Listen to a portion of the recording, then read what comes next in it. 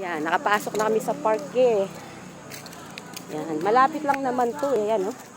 Oh, may mga bata nagpa-practice oh. Maganda, tsaka dito kami nagpa-practice ng driving. Ayan oh. Malawak kasi diyan. Ayan oh, nagpa-practice sila oh. Diyan kami nagpa-practice ng ng pagda-drive ng tricycle. Ayan. Ito po ay park. Ayun po yung daan, yung papuntang kanan na yon.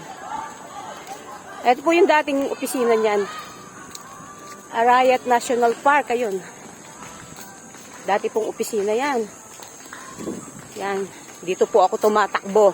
Pag hinahabol ko yung mga nagtatakas ng mga swimming trunks na pinapaarkila ko. Ayan. Hinahabol ko po hanggang doon sa gate.